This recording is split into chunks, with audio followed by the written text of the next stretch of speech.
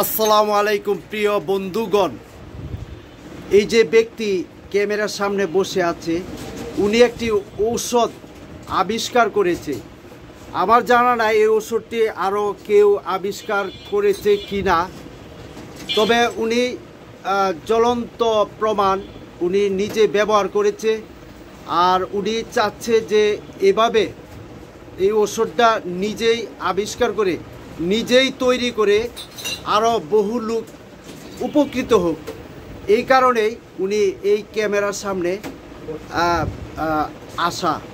আসসালামু আলাইকুম। ওয়ালাইকুম আসসালাম। ভাইয়া আপনার নাম কি? মোহাম্মদ শফিকুল ইসলাম। শফিকুল ইসলাম। তো আপনার হাতে যে ওষুধটি দেখতেছি এটা আসলে কি কাজ করে? দাঁতের উপকার করে। দাঁতের না? দাঁতের ব্যথা, দাঁত লড়া দাঁত বসে যায়। লড়া দাঁত বসে যায়। আচ্ছা, আপনি এটা ব্যবহার করছেন? জি, করছি। ব্যবহার করছেন না? তো দর্শকের উদ্দেশ্যে এটা বলে দেন আপনি কিভাবে এটা আবিষ্কার করেছেন, কি পাতা দিয়ে কি গাছ দিয়ে। আসলে পৃথিবী বদলায়া যায় নাই, পৃথিবীর প্রকৃতি বদলায়া যায় নাই। গাছ এখনো গাছের মতো রয়ে গেছে। কাঁচামরিচ চাবাইলে এখনো ঝাল লাগে, লবণ এখনো লবণের মতোই লাগে। শুধু আমরা একটু বিশ্বাসের এদিক সেদিক। তো চলুন ওনার মুখ থেকে এই ওষুধটি আবিষ্কার করার পরিপূর্ণ যে পদ্ধতিটা আমরা ভালো করে জেনে নিই। আচ্ছা ভাইয়া, এটা কিভাবে আবিষ্কার করেছেন, কিভাবে তৈরি করেছেন, কি গাছ দিয়ে, কি লতা, কি পাতা, দর্শকের উদ্দেশ্যে একটু বলেন। এটা অন্য কিছু না, এটা মেরা পাতা বলে। মেরা পাতা? মেরা পাতা সিদ্ধ দিয়া, আচ্ছা, তারপর অল্প কিছু লবণ দিতে হয়। হালকা লবণ দিয়া?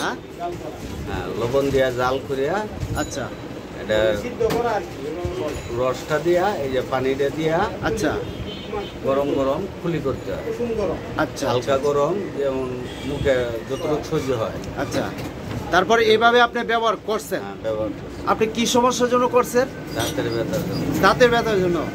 তারপর আপনার দাঁত এখন কি অবস্থায় আছে? হ্যাঁ, ইনশাল্লাহ আমার দাঁত ভালো, কোনো ব্যথা নাই। আর এই দাঁত লড়তো, এই দাঁত বৈশা গেছে। বৈশা গেছে? হ্যাঁ। আপনি কি উদ্যোগ নিয়েছিলেন তখন এই ওষুধ পাওয়ার আগে? দাঁত পালাই দিতে চাইছিলাম। দাঁত ফালাই দিতে চাইছিলেন?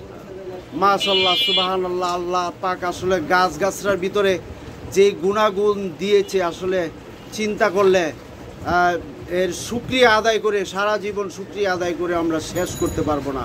মহান রব গাছের ভিতরে, প্রকৃতির ভিতরে যেই সব গুণগত গুণাগুণ দিয়েছেন।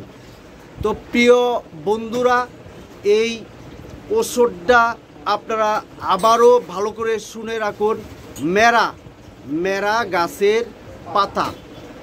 হইতে পারে অনেক গ্রামে গঞ্জে এটাকে অন্যভাবে বলা যায়। তো মেরা গাছটাই বেশি পরিচিত। ছোটো ছোটো বিচি হয়, এখানে সেখানে হয়ে থাকে এই গাছটি, গুলগুল পাতা। তো এই পাতাগুলা নিয়ে জাস্ট একটু লবণ দিয়ে শাকের মতো সিদ্ধ করে এর যে রসটা, এই রসটাকে আপনি বোতলের ভিতরে মজুত করে অনেক দিন রাখতে পারবেন। তবে ফ্রিজিং সিস্টেমে রাখতে হবে, ফ্রিজে রাখতে হবে। ব্যবহারের সময় এটা বের করে পরিমাণ মতে গরম করে কি করতে হবে? গরম করে কুলি করতে হবে। এটাই চিকিৎসা, একদম সহজ চিকিৎসা। কারো যদি দাঁতের সমস্যা থাকে অতি জরুরিভাবে আপনি ব্যবহার করুন এবং অন্যকেও ব্যবহার করার জন্য উৎসাহিত করুন। ধন্যবাদ।